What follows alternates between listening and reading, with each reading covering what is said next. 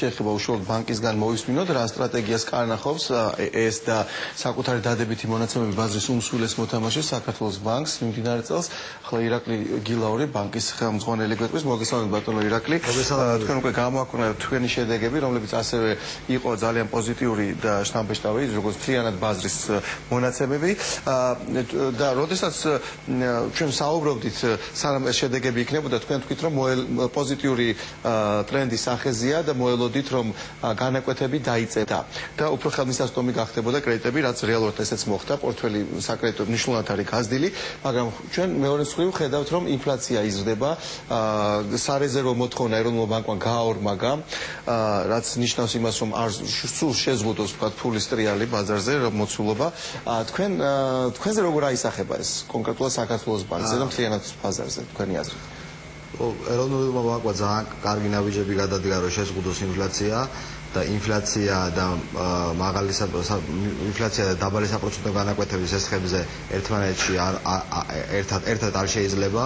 ბუნებრივია გამოიწვევს ან საპროცენტო განაკვეთების შენარჩუნება სესხებზე, რაც ეხლა გვაქვს, ან შეიძლება ოდნავ ზდაც იყოს, იმიტომ რომ ჩვენ რეალურად ფულის მასას, ბანკები ფულის მასას ვაწვდით ჩვენ ბაზარს, ქვეყნის ეკონომიკას და ეს ფულის მასის მიწოდება ბუნებრივია იწვევს ინფლაციას. იმისთვის შეიზღუდოს ინფლაცია, ეროვნულ ბანკმა აწია მინიმუმ სარეზერვო მოთხოვნები, რაც იმას ნიშნავს, რომ საქართველოს ბანკმა უკვე დაახლოებით 50 მილიონი დოლარის თანხა გადადო სარეზერვო ფონდში და კიდევ 50 მილიონი დოლარის ფულს გადადებს სარეზერვო ფონდში თებერვლის ბოლოს.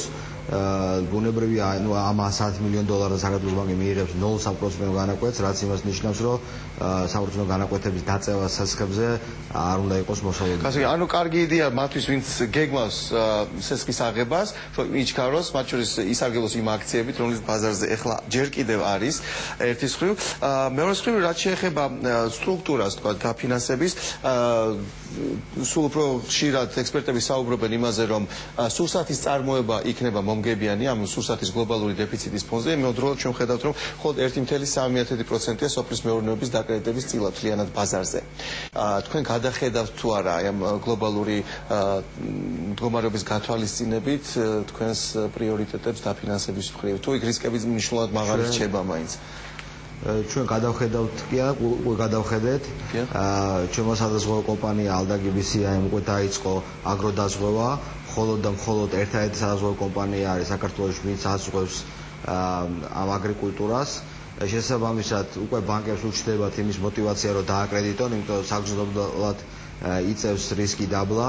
მოგახსენებთ, რომ ალდაგი ამ რისკს აზღვევს საოგარეთ, ანუ არ იტოვებს ამ რისკს მის ბალანსზე, რაც ბუნებრივია საქართველოს ბანკისთვის და ალბათ სხვა ბანკებისთვის უფრო მიმზიდველი იქნება სოფლის მეურნეობის დაკრედიტება.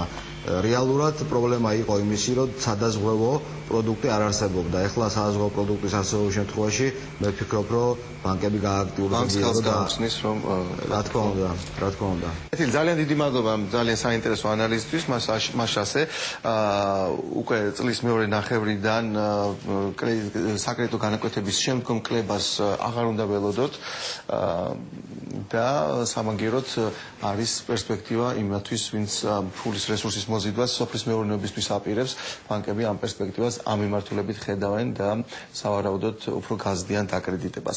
რეკლამის შემდეგ ახალ